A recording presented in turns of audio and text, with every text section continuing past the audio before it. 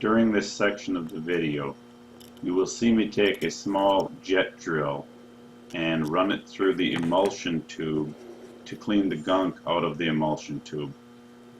I had previously verified the size that I needed to run that jet drill through there so that I don't take any base metal out. Do not use a jet drill to drill out gasoline jets, or you will ruin your carburetor.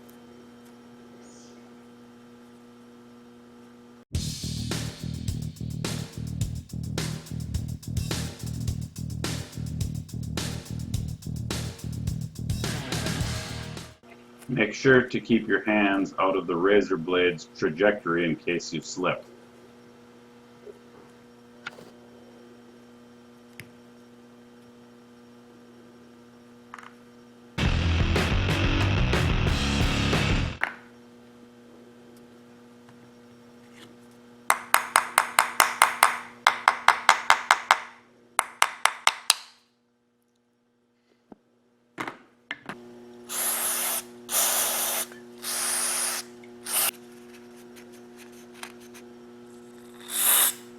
That is the main jet.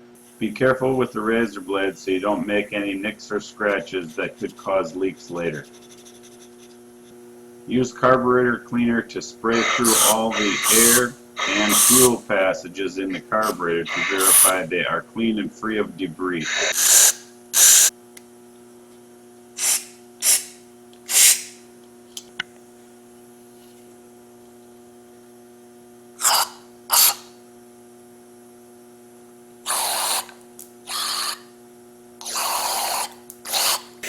Use compressed air to blow out any gunk or debris that may still be left in the carburetor after cleaning. Slowly turn the idle mixture screw in clockwise and seat it gently to verify how many turns out it was set from the factory. This will be a good reference point when you go to reassemble the carburetor.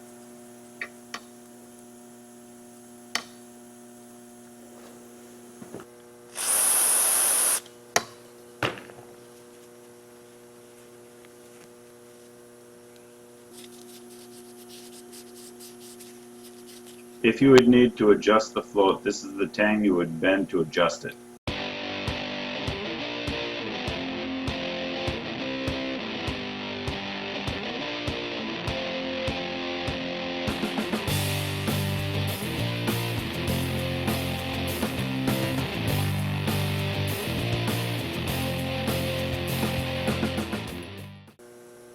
Reinstall the idle mixture needle. Screw it back in clockwise until it's lightly seated, then back it back out to whatever the setting was that you counted when you disassembled the idle mixture needle and the carburetor. That will be a good reference point. Later I will give you some information at the end of the video what it should be set at from the factory, but that original setting is probably really close. Then reinstall the upper cover plate with a new gasket and tighten the screws down good and tight.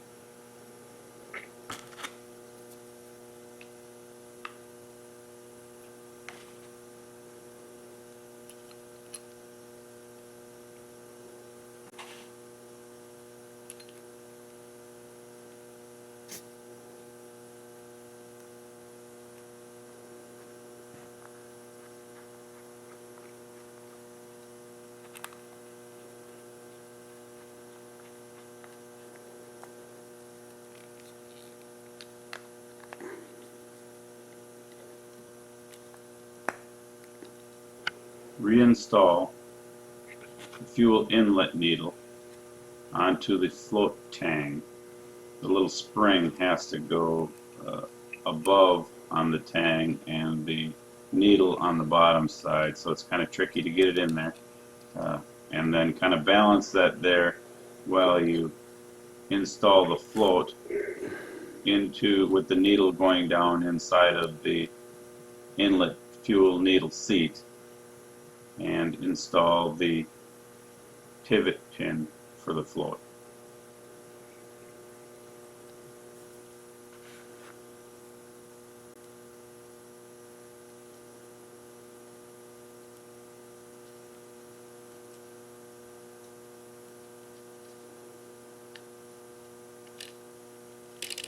Verify the float height is at the correct setting. If not, readjust the float tang. Don't forget to install the nozzle well gasket.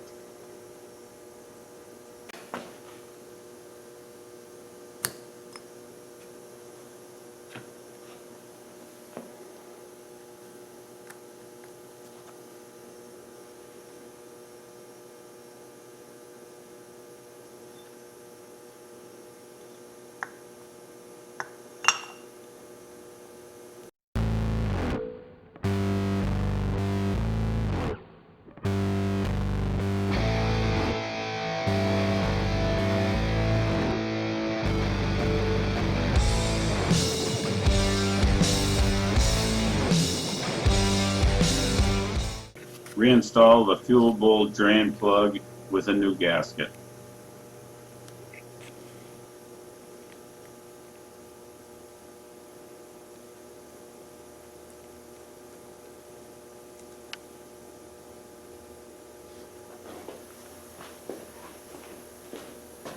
I like to tip the carburetor upside down, then right side up, so that I can hear the float click up and down inside, so we know it's loose and it's moving.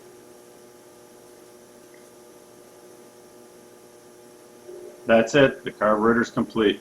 Thanks for watching the video.